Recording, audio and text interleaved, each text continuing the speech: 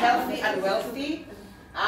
Kasing colorful nitong decoration mo today, na maging colorful talaga ang yung the next 40 years ng life mo. Kagaya anong sinabi ni Charlotte, kasi yung message ko din sa'yo nung nag-birthday ka, Tagalog lang sa akin. Sabi niya dito, ako ang iyong Diyos.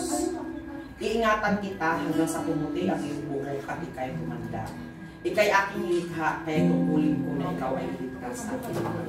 Amen? So, sabi ng God, aking tungkulin, kasi ginawa kita, tungkulin ko na iingatan kita, tungkulin ko na mamahalin kita, tungkulin ko na tutugunin ang pangailangan mo, kahit na ikaw ay yung, ang asawa mo ay sa kabilang buhay or bahay, o ano man.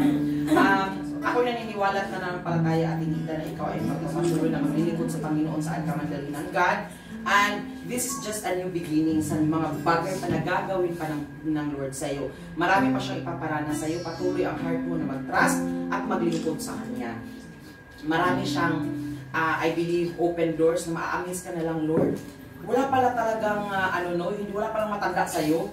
Lahat pala sa iyo ay pagtiwala sa iyo ay bibigyan niya. Sabi nga niya sa Kanyang salita, hindi niya ipapahiya ang sino mang nagtitiwala sa Kanya. Amen? So therefore, kagaya ng message natin last Sunday, that you prosper in all things and be in health, just as your soul prosper. Na ikaw ay magpa-prosper, ikaw ay mananagana. Di ba yung Tagalog ng prosper?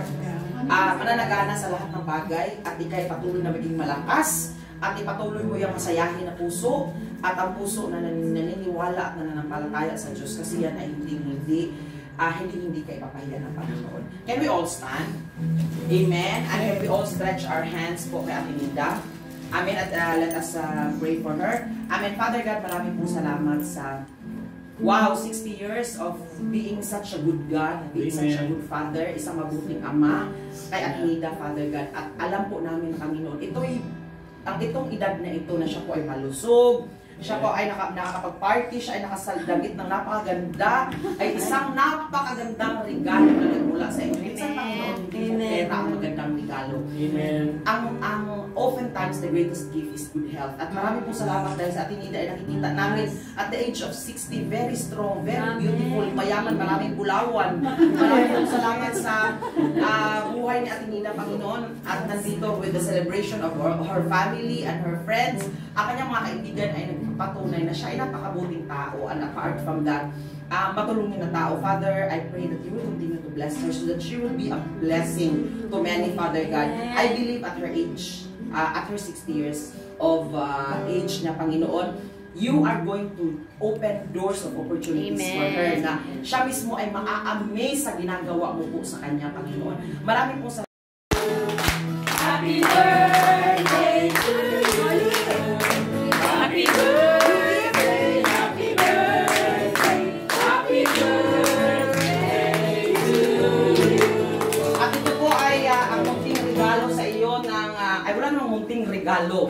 The great blessing sa amin pong lahat. Naway ito ay lamanan mo ng maraming pera. Love you, Tita. Happy birthday to you. Happy birthday! At ito po ay ang munting regalo sa iyo ng, wala namang munting regalo. The great blessing sa amin pong lahat. Amen. Naway ito ay lamanan mo ng maraming pera. Love you, Amiga.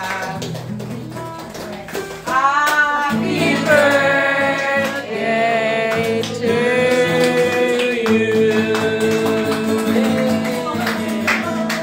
Salamat sa inyo. Ikaw lang talaga birthday na yak. Message ka, Tinida. Listen. Salamat. TLC. Family. NMC. Community natin. Sa mga friends ko. Hindi ko na-expect talaga ito. Surprise talaga ako. Kaya nagpapasalamat ako. Kaya nag-spiritual pastora. Talagang binigay niya talaga yung ano talaga na. Ito talaga hindi ko na-expect na ganito ang mangyayari sa kasi hindi ako nakakapag ano ng ganito eh. Kasama ko pa ang kapatid ko. At thanks Lord at kahit pa ang kapatid ko lagi nagsusupport sa akin sa mga problema, sa mga ano nandiyan kayo na para sa akin. Thank you very much. Yay! Love you, Amiga.